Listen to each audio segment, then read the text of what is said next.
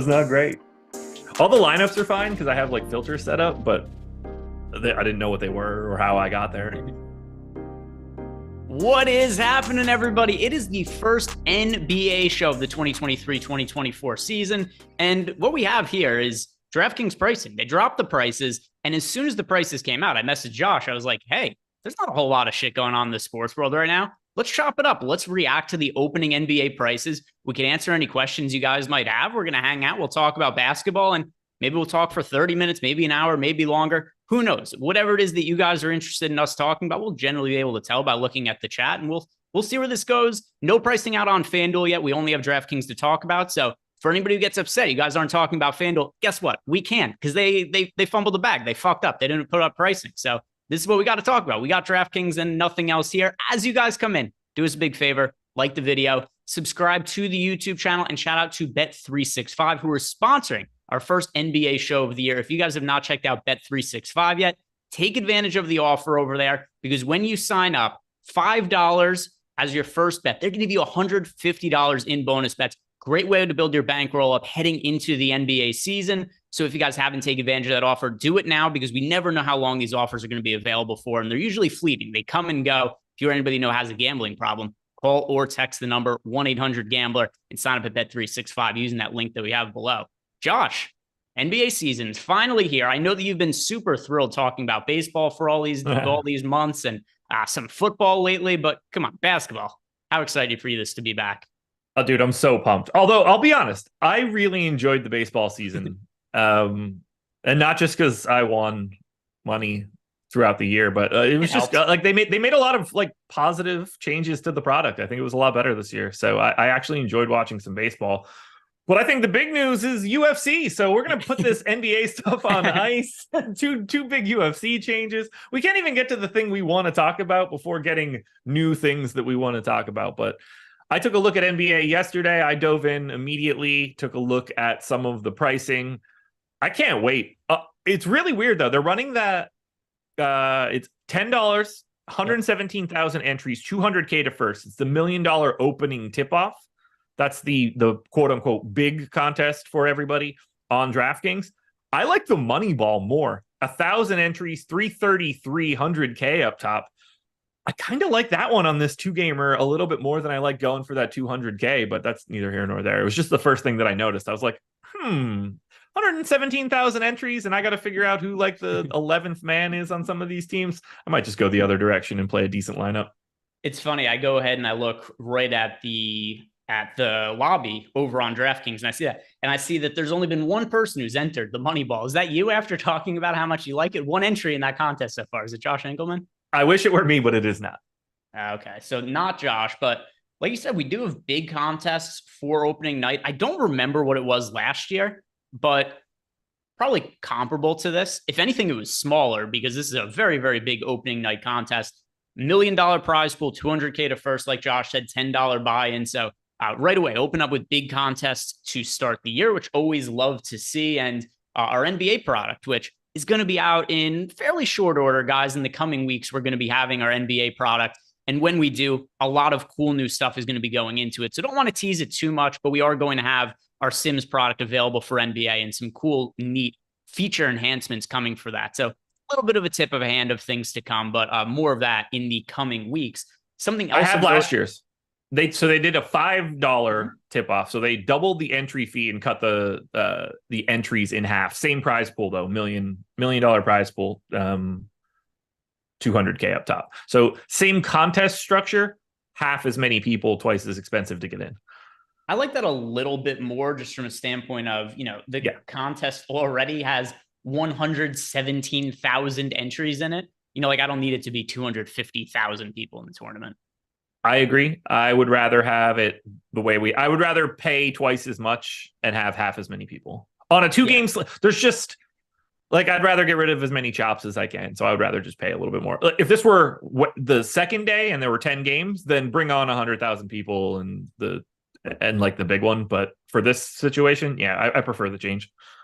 What do you make of the new NBA rest rules? Because one thing I see almost immediately in the chat is that Nick Tokes has brought up NBA is going to be a headache as usual. And yeah, I tend to agree. The normal NBA nonsense in terms of players getting late scratch, ruled out, rested, all that. The NBA has made a rule, though, that you cannot rest players unless they fulfill certain requirements in terms of like years in the league and things along those lines. Here's what I think is going to happen. You can tell me if you agree or disagree with this, Josh.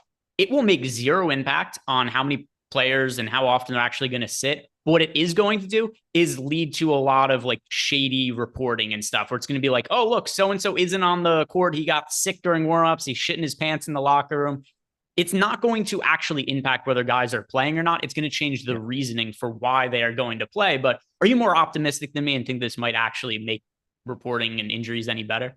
No, not at all. Wasn't it supposed to be better last year for some strange reason? And it got worse. Yeah, like they were supposed to be in 15 minutes before tip off or a half hour, and like that never happened. So no, I assume it's business as usual and just the same sort of tire fire it usually is for NBA news.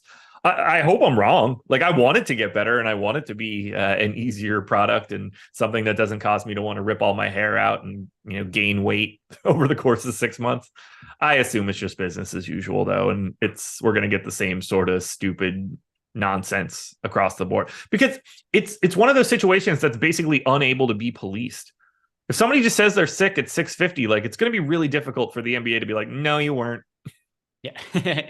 And the other part of it, too, is it's very hard to find a solution for it. So, like, I do empathize with the NBA in terms of, like, how do you police telling a team, like, you can't rest players? Because at any point, somebody say, my knee hurts. How do you step in and say, nah, it's good. It doesn't hurt. You're fine. Like, there's no way to actually police it accurately. What I think, like, if I was in charge, I think here's the best solution. Get rid of the NBA preseason. Who gives a shit? What do we need preseason for? Eliminate the NBA preseason. Add a week or two onto the front of the season, add a week or two onto the back of the season. The time you're adding onto the front of the season is just eliminating the preseason, and then just extend the season out a week or two at the end before you head into the playoffs. And then with that extra time, you just kill back-to-backs. And then I think that would really minimize the need for players to be resting some of the veterans. So that's the only thing that I could think of that would potentially limit the rest, because a lot of the resting is just due to travel and back-to-backs. But beyond that, there's no real like significant thing you could do. Yeah, it's when it comes to like planned rest, I don't care at all. I hate that they even have to mess around with it. Like if a guy needs to sit out to be more healthy for later on, like I'm all for that. It's the like fuckery around like guys being questionable up until a half hour before the game. I don't think that gamesmanship really gets you anywhere in the regular season. That's the sort of stuff that I think is a problem. If you're just like, look, this guy's not playing the second half of this doubleheader and this guy's not playing the front half, like I'm all for teams doing that. But if you're just going to have people on there questionable, if you're going to have LeBron James be questionable every single game up until 6:30 and then he gets ruled in, that to me is the irritant for the NBA. If you know the guy's not playing out of the gate, it also allows everybody to just handle their business. If you want to sell the tickets you have or try to do something else, I know people want, I think Bryce Harper just homered. Yeah, 2-run dinger, 3-run dinger. Okay. Well, that busts up the gem of a start from Bryce Elder. Lovely. Anyway, so it's the Braves. If it wasn't the Braves, I wouldn't give a shit. I just wish they would get rid of the dumb stuff like the LeBron being questionable for 75 games out of the year. Planned rest, I'm all for it. These guys should be able to play whatever games they want. I get it's a business. I get we want the stars to be out there, but we've determined that's untenable. Don't have questionable tags on guys that are going to be out. Yeah, or don't have questionable tags on guys are going to play. Remember when LeBron was going for, I forget exactly what the point milestone was, but to become the all-time NBA leading scorer, whatever that number was, they had him listed as questionable for the game officially. And LeBron had like his family there. A bunch of celebrity friends of his showed up to the game. Like Dwayne Wade is sitting courtside for the game. Other celebrities are there. He's got his friends there. Like all the guys he grew up with from high school were all there. And the Lakers had him listed as questionable. What are we doing with the injury reporting sometimes? It's high-level stupidity for stuff like that. Yeah. So, I mean, there's like common sense stuff where just like, don't be an asshole when you fill out the injury report and just be honest. But here we go. We've got also, so one thing I do think is really funny about the first slate of the season as we start to get into it, you look at the pricing. One of the first things that stands out to me, Josh, they've already got LeBron listed as questionable for the first game of the year. Like, why not? Just be like, that's what he's going to be. We're going to throw him as questionable here on DK. So in terms of the pricing, we have LeBron listed as questionable, which we're not going to worry much about because he's going to play unless he actually gets hurt sometime in the upcoming days. So we have Kevin Durant, Devin Booker, Anthony Davis, Steph Curry, LeBron James, Nikola Jokic are all priced above 8K, and Jokic the most expensive at 10,000. The pricing is very, very soft to open the year, extremely soft. What kind of an impact is that going to have on your lineups for the first slate? I mean, it just makes it so easy to grab. Like, you got to have two of those top guys at a minimum, if not three, in basically everything that you're doing. It's just so easy to get here. I mean, we know what Nikola Jokic's salary is going to look like in December if he's healthy for the first 2 months of the season, and it's certainly not anywhere remotely close to 10K. Everything is just soft here. The weird thing is it's soft everywhere. It's not just the top. The mid-tier is wildly underpriced. The only interesting piece here right now, and we'll know a lot more of it once we get to that particular, like when we get to that Tuesday, like there's not a lot of ultra pay down options for this slate. Maybe there will be if anybody gets ruled out or we find out what a rotation looks like a little bit different, but they've also sort of removed the ability. You don't have to go to like 39. Like I think Dario Saric is 3,900. Like you don't really have to go that direction. You can just fit the rest of these dudes in pretty easily. But like when you look at it, it's like Kevin Durant's 8,400. Like, did they forget that he's Kevin Durant? Yeah. So I think part of it and the reason the pricing was done is because if these guys were priced how they're normally priced during the regular season, it would be so difficult to build a lineup for opening night unless you are playing some of these guys like, hey, let's go and take a chance on like Yuta Watanabe playing any kind of considerable minutes or whatever. That was the name I was going to say as like the joke name for this bit that we're doing right now. I scrolled down and that was like my mouse is on him. Yeah. So by the way, my thought process when I do that is I look for which player has a name with the most hard consonants in it. And that's like the funniest name to say. So the two names that I was in between when I'm like, oh, whose name do I throw out? It was either Yuta Watanabe or Keita Bates-Diop. Those were like the two. I was like, those are the ones I could throw out. But the point being is it's going to be so hard to find value unless somebody gets hurt in a practice or something that you kind of need the studs to be less expensive than they normally would be, or it would be very, very difficult to build lineups. Now, in turn, you've got lineups where just like, hey, we could play all starters from different games. But where we should start still is on this high end, Josh. Jokic, LeBron, Curry, Anthony Davis, Kevin Durant, Devin Booker. So these are the guys who we'd call like the true stars of this slate. If you could only roster one of them, and you know, this is just going to be based on projections. We don't have ownership information now. We're still weeks out from now. We're going to do a lot more basketball content leading up to the first slate. So just in terms of who you expect to score the most fantasy points, who you have the most interest in, who is it amongst these pay up studs? Jokic by a mile. It's not even particularly close. He is arguably the best per minute fantasy player on the planet. If you want to say that it's Giannis or Embiid, like it's kind of one of those three guys pretty much regularly. It's not anyone else that's on this slate. Maybe Anthony Davis could get there. Like they've got the comparable situation where, you know, Davis could block a bunch of shots and run that down a little bit more. But Nikola Jokic is the best per minute dude here. And he should have the highest projection on opening night by multiple fantasy points.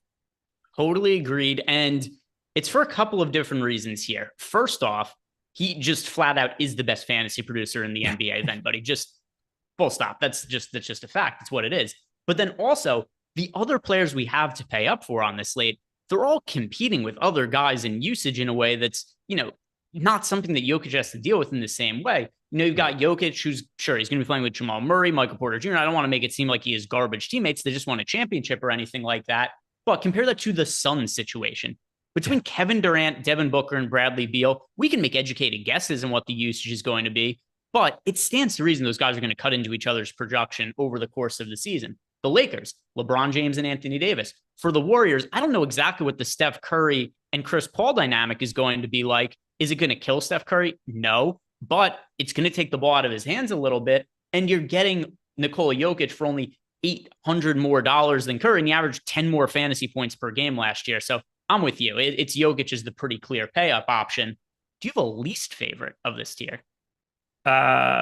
Breaking news in the NBA: an arrest warrant has been issued for Charlotte Hornets forward Miles Bridges.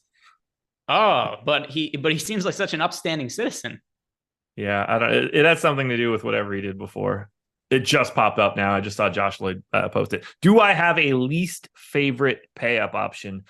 It's probably okay. So on the surface, it's probably Steph for me. He's a guy that I rarely get to just in general. His per minute data is lower than what anybody would guess it is, but his ceiling is massive because when he goes out there and does the Steph Curry game, it's like 9 made threes and you're immediately very interested. But he's got like a very low floor most nights. So I would say that it's Steph, but the Phoenix Golden State game is going to look very, very different than the Lakers Denver game. The total on this game might be 20 points different when we get to opening night. Are there lines for this game yet? I actually didn't even think about looking. Because if there are, we're talking about like a fast-paced offensive game against a slow-paced, less offensive game, particularly on the Lakers side. So as I look at it like that, it honestly might be Durant just because he's only power forward eligible. He's got 2 other cooks in the kitchen for opening night. I don't like, it's one of those situations where it's also really hard to be like, I don't like these all-stars. Yeah, no. So I mean, like you can make a case for all of them, and it's a 2-game slate. So assuming you and I are both going to be playing 150 lineups for this one, yes, in some way or form, we're going to get exposure to, these guys in some way. But when I'm looking at what I think the slate is going to look like for me, I assume I have the most of Jokic, the least of Anthony Davis because he's center eligible. If I'm going to be getting to a lot of Jokic, by default, I just lose a roster spot to play AD. So here's the tricky part for me, because I think Anthony Davis is going to grade out better than Nikola Jokic when we get to opening night because of the $1,100 in savings. The problem actually with center isn't those 2 guys. It's what's happening in Phoenix. Yusuf Nurkic is 6,300. Drew Eubanks is 4,700. He could very easily play like 22 minutes, at which point you probably have to have him. Christian Wood is 6,200. He could play anywhere from 14 minutes to 30 minutes, and I would believe it. And every minute that he gets starts to become a problem. No Draymond, allegedly. So Kevon Looney is probably live to play a couple extra minutes. There's value at center, but there's no flexibility because of that. Leaving one of Jokic and Davis out for value is where it starts to get interesting. But I think that AD is going to look really good because he's 8,900. Look, when you know AD is healthy, he's awesome. So game 1 should be that day. Yeah, I was going to say the one day he's going to be healthy is first game of the season, at least in the first quarter. I can't tell you about the third quarter. First quarter, he's going to be healthy. We'll see what happens as it rolls on. The Warriors have said that they are confident, for what it's worth, that Draymond Green is going to play in the first game of the season. What is it like? These are very dumb injury designations. Confident he's going to play. There's no, injury status confident. That's not something that pops up on the injury report. So we're going to need more information on him in the next couple of weeks. But at least for now, I'm kind of assuming he's more likely to sit than play. But understanding what the Warriors' long-term goals are, if he is not 100%, Draymond Green's not going to play. They're not going to have him play, even at 99%. No, it's super duper not important at all to make sure that you're out there for the first game in October. All right. You want the lines for opening night? I do. I have not looked. Can I guess them? Because I have not looked. Yeah. All right. So let's start with Lakers Nuggets. That is the first game. And people have asked me, by the way, why are there 2 West? I'll give you a second to think. So people have asked me, why are there 2 West Coast games? It's because Denver is in the Western Conference while not playing in the Western time zone. So what ends up happening is because they traditionally give the defending champs a game on opening night, they've got this Denver team that they're not going to put on in the super late game because they're not actually a West Coast team. So as a result, you get Denver playing in the 7:30 time slot. And so then you get the late game after it. So 2 Western Conference games to open up the season. Earlier game of the 2, Josh, Denver Nuggets, Los Angeles Lakers. Who would you guess is, well, Denver is going to be favored. How about how much you think Denver is favored by, and what do you expect the total to be in that game? 6.5. All right, 5.5. So pretty good guess right there. Denver favored by 5.5. And then the total. 214. 227.5. Okay, so the Phoenix Golden State total must be like 240 something. It is not. They actually have, I'll let you guess. But the Golden State Warriors Phoenix Suns. So this is an interesting one. Who would you guess is favored in the Warriors Suns game? Warriors at home. Probably something like close to a pick'em. Warriors -1, Phoenix -1, somewhere in that realm. Very close because it's in Golden State. Suns -1.5. That is Okay. the opening line there. And the total, 230s? yep, High? 232. So only marginally higher than the Denver Lakers game. That's wild. Like Denver doesn't play fast. Lakers don't really play fast and don't want to play fast. Lakers certainly lean more defense than offense with all of their bigs and stuff. That's why, like, Phoenix has no defensive skill set. Warriors, no Draymond. Like, this is, it just strikes me as like a gigantic, fast paced, like, offense game in the second one. Yeah, I like the over in Phoenix Golden State off the top of my head. So here's one thing that I think also could impact the Lakers' pace of play this year. Anthony Davis, Anthony Davis is a center. He insists he's not a center, though. And he said that he has no interest in defending pick and rolls and banging with big men this year. So one of the main reasons the Lakers went out and signed Christian Wood is so that they could minimize the amount of minutes Anthony Davis is going to play at center. Now, long term, I think this could be an issue for the Lakers because it's by far his best position. And also, Anthony Davis has had a massive drop off in his shooting ability in recent years, which I think could really hurt their ability to space the floor. I know they've added a bunch of shooters to the team, and Christian Wood himself is a competent shooter, but we have to think the Lakers are going to play a slower pace this year if it's going to be more of Anthony Davis playing power forward with two big men lineups, because I'm expecting that they're probably going to start Christian Wood alongside Anthony Davis, which is going to be a bigger lineup, slower pace. I don't think they are. What do you think they're going to do? I could have swore I saw that they're starting like Taurean Prince or something stupid. Like if Christian Wood is starting at center, like Anthony Davis is the center. Christian Wood is not going to guard fives over like Anthony. Over Anthony. I mean, maybe he would. Guard is so stupid as like a term nowadays.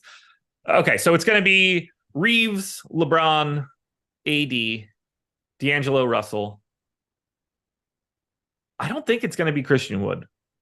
I think it's going to be Taurean Prince or Vandy or Rui. I'd be shocked if it were Wood.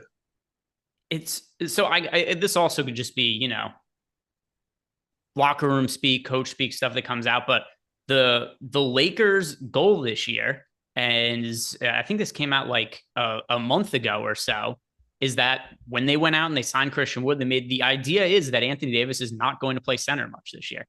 We'll see what the starting lineup looks like. It could be different, but then I start to look at it. It's like, all right, well, if he's not the center, who is? Does Jackson Hayes start and just do like the 15 minutes, do like 7 minutes each half so that you're making it so that AD doesn't have to play as much center? Do they just throw Christian Wood some of those center minutes? I'm not sure, but at least what the team is saying is that they don't really want to play Anthony Davis very much center. And Anthony Davis himself has said, I'm not a center. I think he said it as, because I responded to a tweet about it a week ago, where Anthony Davis said he's really happy he doesn't have to play center this year because he doesn't like defending pick and rolls and having to guard guys who are bigger than him. Yeah, and like for the regular season, for the most part of the regular season, I expect him to just like kind of pseudo take it easy, and you run out the Vandys, the Ruiz, the Jackson Hayeses of the world, and it just doesn't really matter in the regular season. But like we all know, if the Lakers are in the conference finals playing against Denver, you best believe Anthony Davis is playing a shit ton of time at the 5, which I know you know that too. Like we're talking about a regular season game and a playoff game are not even the same sport, basically. But yeah, I could have swore that I read somewhere that the rumor was that it was going to be Taurean Prince, which is like, okay, sure. Here's Anthony Davis said it's been an adjustment playing the 4 alongside Christian Wood and Jackson Hayes in scrimmage. It's been good, Davis said. It feels good to stay out of 100 pick and rolls a game. And he's frequently said it's something he does not enjoy doing is guarding other center. So we'll see what that starting lineup ultimately ends up being. It's something that I do think will have an impact on the pace of the game. And then also, stuff like if Christian Wood starts, not only does that mean we could expect him for more minutes, but I think that would also be telling in terms of like Jackson Hayes being a cheap guy that we might want to be getting to, because you have to assume if Christian Wood starts, it means the Lakers are going to be trending towards building or playing bigger lineups. And Jackson Hayes is only $3,600 on the opening. You think Hayes is going to play? If they start Christian Wood at center, yeah. I think you're running out of minutes then for Vandy and Rui. Like, I think all of those guys that we've just named are ahead of Hayes. The whole team is a damn power forward. Yeah, so they've got Anthony Davis, they've got Rui, they've got LeBron, they've got Vanderbilt. Christian Wood shouldn't be playing center, but he's probably going to. They have Taurean Prince, So yeah, of guys that are like that I'd say I'm pretty confident are going to be in the rotation. 6 of them are power forwards. Yeah. Yeah. I don't think I'd be surprised if Hayes plays Yeah. early. Well, But it this is depends on the different. Like, starting this is just a lineup. bunch of guys that suck. So I don't really care. Yeah, it depends on the starting lineup. If Wood starts at center, then I think it's an indication to me that they want to play bigger lineups. Therefore, I think Hayes is in the rotation. If it's just Anthony Davis starting at center, then I don't think Jackson Hayes is in the rotation to start the year. I don't think they can reward Christian Wood with a starting spot on the Lakers. That seems like a death sentence. I don't know. Maybe he listens to LeBron. Who knows? Yeah, it depends how serious they are about not playing AD at center during the regular season. AD, who once again has proclaimed that his goal for the year is to play in 82 games, and he will once again fall well short of that goal. But game 1, he's going to be healthy. So you got to like hide Christian Wood on like KCP in that scenario. But the other part of it too is if Anthony Davis doesn't want to play center because he doesn't want to defend the pick and roll, then by default, it means he's not defending Jokic on opening night. Yeah, which is crazy. Like Anthony Davis is starting on Jokic for game 1. He has to. He has to. Should. He has to. Certainly should. I don't see another path around it unless it's another defense, like unless it's Vanderbilt or something. Or Rui. Well, pick whichever one you want from that group. Torian Prince, I don't really care. You can put LeBron on him, honestly. I mean, the other part of this too is it's not like anybody's going to successfully guard Jokic anyway. So whoever it is, Jokic is probably going to crush them. This is why I miss the NBA, man, because this is like an actual conversation you could have. You don't like. There's no like we don't hypothesize who's hitting 4th. Yeah, it's be like, hey, who's going to play shortstop for the Braves tonight? It's like, I don't know. They'll fucking tell us the half hour before the game starts. We're gonna be fine. It'll be Arcia. Let's talk about the Warriors situation, because this is a very new look team. And for the purpose of the conversation, we could start by talking about Draymond Green, assuming that he's in, and then we could talk about what might happen if he ends up sitting. But what I am most interested in is the dynamic of Chris Paul being added to the Warriors situation, who, at least I view, even at this advanced stage, I think Chris Paul is a much better fit for the Warriors and an upgrade over what Jordan Poole was bringing them last year. But how do you view the dynamic working between Steph Curry and Chris Paul? And is this going to hurt or maybe even help Steph Curry's fantasy production? I can only assume that it hurts Steph. I don't like the fit between the two at all. They're too small. Chris Paul is too old and too slow at this point in time. I don't want to invalidate Chris Paul, but like we got to look at him through a different lens than we used to look at him now. Can he go out there and like competently run a team's regular season offense? Absolutely. He is still ultra talented and is not going to make like mistakes in regular season games. But I don't see this fit. I think you got to be trying to stagger the two of them as much as you possibly can. Every minute, there's no scenario where both of those guys should be off the floor. That would be insane to me. If one of those guys isn't on, I think Kerr is making a gigantic mistake, but I hate the fit. I wanted to use that salary to turn him into Drew Holiday in a bad way for the Warriors because I think they would have been the best team in the league. I do not like that fit though. It's a lot of the ball in Chris Paul's hands. And I don't clearly Steph being off ball will cause some problems for everybody else. He's the most lethal off ball player in basketball. I still don't think that's a good thing for Steph.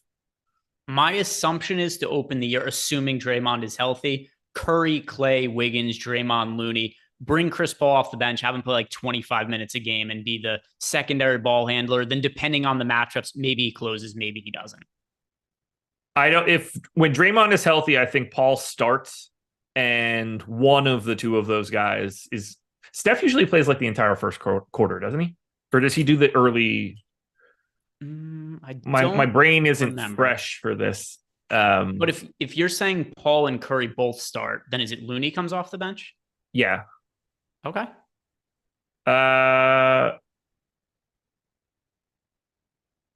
Yes. So Steph usually does like a pretty full first quarter. I wouldn't be surprised if you see Paul come off after like 4 minutes, swap to Looney. Paul comes back in right at the end of that first quarter. Steph comes off and Paul runs the beginning of that second unit, top of the second quarter type situation. I don't think they should. Look, I think that's the wrong answer. I want to do what you said. I don't want to start Chris Paul in any way, but I think they might. at least to start, to see how it looks, because he's Chris Paul. I don't think they'll do it in the playoffs, put it that way. I think they'll get to it and be like, hey, man, just FYI, all that shit's out the window now. We just want to win. I mean, there's the starting five with Looney is like the best starting five in basketball over the past 3 years. I think it's going to be matchup dependent. And for most matchups, kind of what you said, the size aspect of it, like Chris Paul and Steph Curry, if they're both on the court, like one of them is going to have to defend somebody who's way bigger than them. And that's a problem considering both of their ages. We've got Chris Paul's 38. You forget, Steph Curry turns 36 this season. He's not young in his own right either. This is definitely an older team. It's hard for me to believe that. So like your opening night, if they are both starting, one of them has to defend Devin Booker, probably, right? So that'll be what? Booker, Beal, Durant, Nurkic, random Suns dude, Grayson Allen, probably, right? Yeah, it'll be either Grayson Allen, Eric Gordon, Josh Okogie. Probably Okogie, just because he's the easiest guy to plug in for low usage, which is what you want in that starting. You don't need some other, you don't need Eric Gordon or Grayson Allen to think they could actually shoot the ball and make plays out there. You probably would prefer to be somebody who's more like defense first oriented. So I guess you could maybe hide Paul or Curry on Okogie, but still, like if you get in a situation where he's posting one of them up, he's gonna have, like, how tall is Okogie? He's gonna have like a half-foot height advantage. I mean, in the rate, and again, this is just, we got to remember, because we end the season watching the highest level of basketball, and then you get back to the regular season the next year, and it's the exact opposite style of basketball. So you're like, they're not hunting mismatches like they would in the playoffs and stuff. You can hide this situation a lot easier in the regular season than you can in the playoffs. Just a reminder, though, 14.5% usage for Grayson Allen last year. Felt higher, but I also haven't looked at NBA numbers very much in a minute. But also something else, because you mentioned Jrue Holiday. I don't even remember this, but I'm sure you remember this part. When the Damian Lillard trade first broke and you and I were doing a baseball show and we started to pontificate on where we wanted Jrue Holiday to go, I said my favorite landing spot would be Boston. And then we're going through the trade. And then you had pitched the exact trade as it ended up happening. Did I really? Yeah. It was the Robert Williams, Malcolm Brogdon as salary filler, and then a couple of picks. It was exactly how we ended up drawing it up there. And yeah, that was a spot where I thought would be most fun for Jrue Holiday to go, would be Boston. So we got what we asked for in that one. And yeah, now we've got Grayson Allen as a part of this, is now going to be playing elsewhere now here as well. So if we go ahead and we look at the Warriors team, so Steph Curry, Chris Paul, Klay Thompson, of those guys, is there any of them that stands out to you as a solid fantasy option, or I should say better than the other ones for the first game of the season, just as we're looking at the initial pricing? No, see, I think they all stand. I think the Warriors stand out more than any other team, assuming Draymond's not playing. I think the Warriors stand out. But the problem is, I think they all look the same. Klay at 6,500, Chris Paul at 5,600, Wiggins at 5,500, Looney at 53, Kuminga at 46. Like, there are minutes to go around, and one of those dudes at a minimum is going to look good. I love going to Golden State for the mid tier here, because I think you're loaded up with dudes that are going to play 30 plus minutes. Yeah. If you guys haven't done it yet, do us a favor, like the video, subscribe to the YouTube channel. We're going to be having lots of NBA content coming up starting very soon. And then also don't forget, if you haven't signed up over at Bet365, you are missing out if you guys do not live in one of these states: Iowa, Kentucky, Virginia, Ohio, Colorado, New Jersey. I'm pretty sure those are all 6 that I said right there. If you live in one of those states, those are the states that Bet365 operates in. And they're basically giving away money right now, because when you sign up for the first time using the link we have below, $5 bet, $150 in bonus bets. Take advantage of the offer if you haven't already. If you're anybody who has a gambling problem, call or text the number 1-800-GAMBLER. So let's talk about the Suns on the other side of the game, because this is another situation that's totally new. We have Chris Paul off the team now. And in turn, we now have a Devin Booker, Kevin Durant, and Bradley Beal, big three that has been formed here. With this team being put together, what do you make of the usage? How is this going to break out? I mean, it's going to be a whole shit ton of usage to Kevin Durant, Devin Booker, Bradley Beal, and no one else. The thing that's also kind of weird about it now is, like, Nurkic has been a fairly high usage guy in the past and somebody who has also played with the ball in his hand a good amount. So I don't know what his fantasy production is going to look like this year. I assume he's going to be significantly worse on a per minute basis compared to other years. But his role is going to be another interesting one to keep an eye on here. Going to ask you the same question about the Suns that I asked you about the Warriors. If you only play one of these guys on opening night between Durant, Booker, and Beal, which one appeals to you the most? I have a take here. I mean, I think the answer is pretty obvious, but I don't feel great about it. I think it's got to be Bradley Beal just because he's $6,900. He's $6,900. Something else also about Bradley Beal that is one thing that's a little annoying. He's only point guard. Like, how is he not eligible at other positions? He's only point guard eligible on DK. So that's definitely a little bit of a pain in the ass. But $6,900 in the mid range, Bradley Beal, I think, could end up taking a little bit of a step back in terms of usage, but he was not nearly as high of a usage player last year as I was expecting him to be. Yeah. Bradley Beal, for whatever reason, had the highest usage of his career playing with Russell Westbrook. And like peak Russell Westbrook from a fantasy perspective, where Westbrook was taking all kinds of shots. The last couple of years, we have seen a little bit of a downtick in usage for Bradley Beal. 29.2% usage last year, 30.4% the year before, then before that 34.2%, the year before that 35.4%. So Bradley Beal, in like a weird way, it's almost like he's been gearing up to be in this role where he can take a little bit of a step back in terms of usage. But we've also seen him be able to round out his game in terms of like a couple of years ago, he averages 6.6 assists per game. He averaged nearly 5 rebounds per game. So we've seen him pick up some of these other counting stats. To me, I think the usage between Booker and Durant is pretty hard to figure out. But Bradley Beal, at his price point, he's not reliant on as much usage as those other guys are going to be relying on. And also, he could fill up the box scores in ways that those guys can.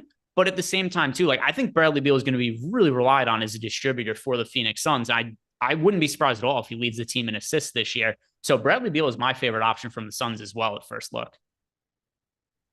Can't disagree. I'm on like in terms of roster construction, my favorite might be Drew Eubanks, but that's not the kind of conversation we're having right now.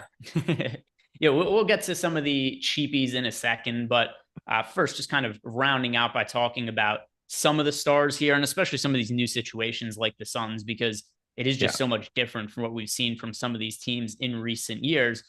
The only other situation I think that we should talk about as far as the pay-up options is Jamal Murray, who a lot of people might not realize this, has never made an all-star game. Nikola Jokic has never in his entire career played with a teammate who's been an all-star.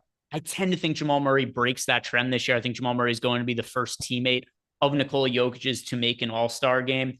Yeah. If you're looking at the price point on Jamal Murray, $7,500, also only point guard eligible. My initial reaction is I think he could be difficult to get to on this slate. I think there's other guys I'm going to be prioritizing, but Jamal Murray, who is a standout performer in the playoffs, it kind of makes you forget that he's somebody who we've actually not really seen do it over the course of an entire 82-game regular season. So I don't know how I'm going to end up projecting Jamal Murray on opening night, but I think a lot of these other guys who are priced in like this 7 to 8K range, I'm just going to end up projecting quite a bit better than Murray. Yeah, I agree. I think he's just like appropriately priced. I find him to be uninteresting. Like clearly I'm going to have him and I'll probably have him in like 20 something, 30 something percent of lineups just by default. But I don't think that it's anything like all that interesting for Murray. He looks correct at 7,500. And I wish I had more to say there, but it's like he's like super duper uninteresting. Yeah, that's kind of, I compare the other. It's like, well, I'd rather pay the few hundred extra dollars for Booker or Durant. I'm probably going to end up with a really comparable projection on Bradley Beal compared to Jamal Murray. So I'd rather save the $600 and get to Bradley Beal. So at initial glance, I don't think I'm going to be getting to very much of Jamal Murray on this slate unless something crazy ends up happening with his ownership. Mid-range here now, Josh. Is there anybody who's priced, let's say, the 6K to like 5K range? So we are looking at players starting with, actually, we'll go a little bit here. I'll go 6,500. So from Klay Thompson down to Rui Hachimura, who is the player, if any, that stands out the most to you in that price range?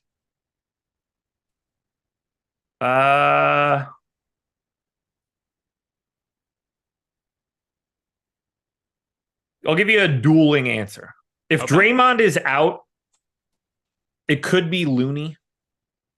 But there's just so many centers that my answer is probably Andrew Wiggins. I hate that he's only power forward eligible, but I mean, this is a guy that, we got to remember wasn't really around for a giant chunk of last season. 5,500 for him. It's not like his role is changing or going anywhere. Or his minutes are changing. Like, we're talking about a guy that's going to play 30 plus minutes. The only thing that's slowing him down for me is not having an MPE. But I think of all those guys in the mid range, Wiggins is the guy that I like the most. Wiggins is a really good answer at $5,500. I do agree with you. And then also people kind of forget that, he was away from the team due to personal reasons for a lot of last year. It's not like he was hurt or anything like that. It's nothing that we would think would be like long-term an issue for him.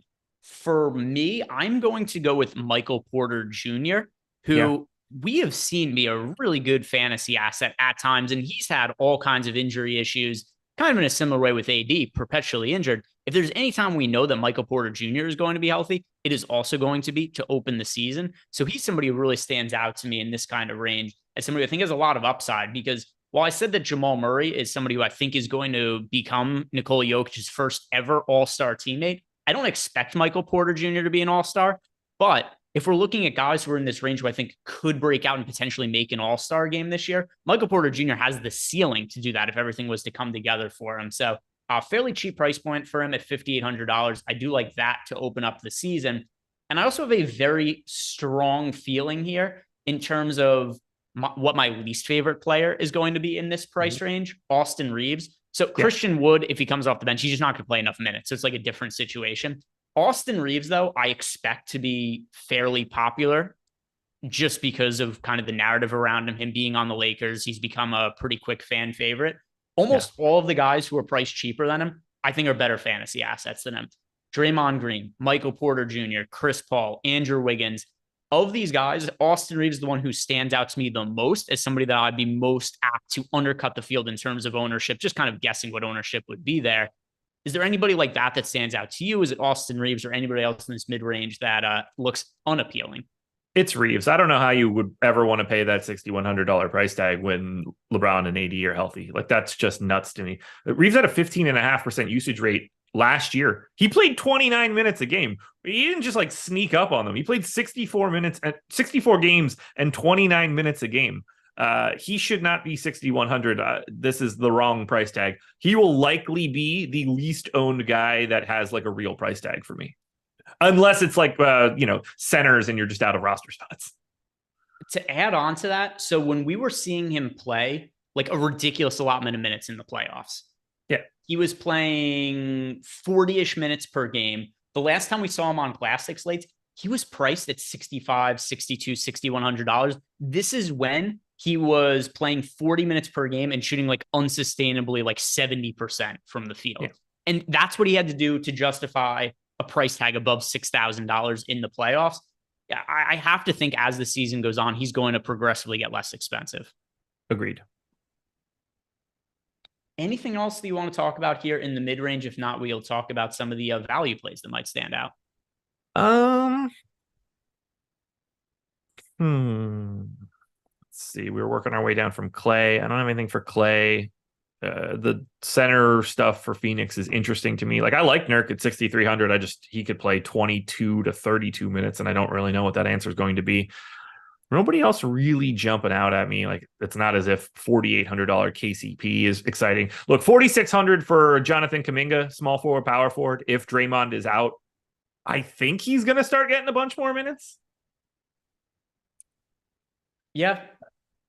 I'm under the assumption, like I said at the top, that Draymond is going to play. But I mean, if there was ever going to be a time that the Warriors were trying to ramp up the minutes of Kuminga and get a better look at him as somebody who could be like an actual core piece of a playoff contending team, it would be at the start of the season when you potentially don't have Draymond Green out there. So yeah, I see it that way, is if we do have the scenario where Draymond Green sits, where he would stand out. But if not, there aren't that many. And I mean, he's not even that cheap at $4,600, but we'll get this out of the way first. Is there anybody you really do like sub 4K? Because there's nobody that looks all that appealing to me. I've got one. And by the way, I didn't see the story from 3 days ago that the Warriors said Draymond is likely to be in. I thought he was just basically officially out. in like not officially, but officially. So I didn't see that. So yeah, everything that I've said about all that like Warriors value bullshit. Evidently, Draymond Green is just playing. I do have one value guy that I may like. Ooh. Well, okay. If Taurean Prince is starting at 3,500, I don't give a shit how bad he is. I'll be at least a little bit interested. But that's not the guy that I'm talking about, and it's not Dario Saric either. Just because, like, I just don't know if he's playing, but I like him in Golden State. Who's the backup center for the Nuggets? The backup center for the Nuggets this year. Let me go look at their depth chart. Is it DeAndre Jordan? I'm fairly sure it's DeAndre Jordan again, but let me go and look. So it's Zeke. I think it's going to be Zeke Naji in the regular season. I don't know if it is for game one. If Zeke Naji is the guy that we think is the backup and he's going to get 14 minutes behind a 34-minute Nikola Jokic, I like him for 3,900. Okay. Yeah, I could see that if not somebody who I'd prioritize in any kind of way, but that would be somebody who I think we could at least consider. I have another answer from Denver, by the way. Do you want to try to guess who it might be? Reggie Jackson? No, it is not Reggie Jackson. Because I think he might get 14 minutes behind Jamal Murray and would be a guy, I guess. All right, so you're going to Denver. I can't imagine you're going to tell me Christian Brown at 4,400. No. It's a sub 4K. Holiday? No, I think that we could see I think Peyton Watson, I think, is going to be one of the first men off the bench for them this year. Okay. If I'm going to take a chance on somebody at a cheap price point for the first game of the season, it's who's a young player who may have not been in the rotation last year that I think could enter the rotation this year. That's the kind of guy that I'd be looking at, is like Peyton Watson. But minimal confidence. He's like one of the only guys that I could really justify sub 4K. So let's see. We're going to have Jokic, Murray, Porter, Gordon, Pope. That's 5. Christian Brown will be 6. Backup center will be 7, whether that's Jordan or Najee. I think Reggie Jackson will be your backup point guard. That'll be 8. So we're talking about 2 spots for, I guess, probably Watson and Justin Holiday. Yep. Yeah. That's what. Although I think they really like Strother, but like I don't think like Solely Boom or however you pronounce his name. Like I don't think any of these guys are going to be getting minutes. I think you just made up a person. He's on the roster. Yeah, like no Chanchar, he's hurt. Armand Franklin, that's another no. That's a made up guy again. Yeah, it's all NPC created players. If you're doing like an NBA 2K Dynasty, that's what these players' names are that we're rolling through right here. But they are technically on the roster, and you know the last time we saw Denver play, they were in the finals. They were basically only playing their starters. They're playing an incredibly condensed rotation. And that's just not going to be the case to open up the year. And then also, I don't know how much they're going to want to run Nikola Jokic into the ground, who admittedly doesn't seem to be in the best shape right now, because people asked him, like, how was your summer? He's like, not great. He didn't get as much time off as he normally does because they won the championship, which seemed to be bumming him out, which was hilarious to me. And rubbed a lot of NBA fans the wrong way because he's not the Mamba mentality, go out there and live and breathe basketball all the time. But I do think we're going to be seeing Nikola Jokic, at least out of the gates, maybe play a little bit less because of that. So yeah, I think that probably does lend itself to Zeke Naji being somebody who could also make sense, like you had mentioned. And like, I'm Justice. If I know that the backup center is DeAndre Jordan, I'm also good with $4,200 DeAndre Jordan at a fantasy point per minute for 14, 16 minutes, something like that. The problem will be if they split them. I don't know if I'd say I'm good with it, but I'd say I'd be willing to pinch my nose and throw DeAndre Jordan into a lineup here or there. Look, on a 2-gamer, man, we're going to have some dumb shit. If we're looking at the value plays who are not the punt plays, because I think this is where we actually can start to justify some guys who are, like in that 5 to 4K range. You mentioned Eubanks being one that stands out to you. I agree with that. Is Eubanks your favorite of this group, or is there anybody else as well that you gravitate towards? Probably either Eubanks or Kuminga. Like Gabe Vincent's a shitty per minute guy. I don't think he's really worth talking about. Christian Brown's a shitty per minute guy. Eric Gordon's a shitty per minute guy. Reggie Jackson for 4,100. If he is the backup point guard for the Nuggets, I think that works for 4,100. I'm going to go with KCP here. Okay. Just because I know he's getting minutes. And that's more than we could say about a lot of these guys. KCP is going to play 30-ish plus minutes per game. That's what he played last year. So the fact that you could get him compared to other guys in this price range who, maybe they are better fantasy producers than him, like Drew Eubanks or like Rui Hachimura. Like, yeah, these guys on a per minute basis are going to outscore him, but KCP might be playing double the minutes of any of these guys, which is kind of hard to find that kind of minute security on the cheap end. So that is what is standing out to me across this price range. Anybody else here that at first glance you're really liking? I think the answer is one of these three names: Keita Bates-Diop, Yuta Watanabe, Dario Saric. I realized two of those dudes are on Phoenix. They could play. There are a lot of minutes to go around on the bench for Phoenix, and I don't really know how they're going to allocate them. And these guys are at a price point where they could be very interesting if they happen to be the guy that ends up getting 20. Similarly, like, now that it doesn't seem like Draymond Green is going to be sitting out, I'm less interested in Dario Saric, but power forward center for 3,400 as a guy that I think, like, maybe this was 4 years ago that he should have been there, but like the perfect fit for what the Golden State Warriors want to do offensively. I just don't know if it matters at all, but if Draymond's playing, I don't think that you're going that direction. Maybe Scottie Pippen Jr., that'll be fun. I'm just kidding. Scottie, is he, let's see, what is it? Not somebody who I thought. He has to be min price, right? 3,200. What did he do to get that extra $200 added to his salary? I know who he probably did. That's where $200 in his salary. Probably. I wouldn't pay that $200 for it, but I had it. And maybe if she was younger, not at these ages. Oh, Scottie Pippen Jr. Yeah, I do not expect him to be in the rotation to open up the year. No. I don't care about like Corey Joseph or anybody. Like, he's on the Warriors now. He shouldn't matter. Figuring out the rotation for Phoenix, I think, will be very important. Like, whether it's Nas, Little, Diop, Watanabe, something's there. Rudy Gay for Golden State, 3,100, only center eligible, makes it like pretty difficult, but what are we doing? I love the NBA. Eligibility. They gave some really weird position eligibilities to open this up. Rudy Gay center only, Bradley Beal point guard only. Definitely some weird players that we have for positionality on opening night. Anything else that you want to talk about or stands out to you, Josh? I'm just looking through everything right now. Trying to think if there's any names we didn't talk about. I don't see anything. Man, talk about like the Lakers signed Gabe Vincent. I can't think of something that is more like uninteresting for DFS.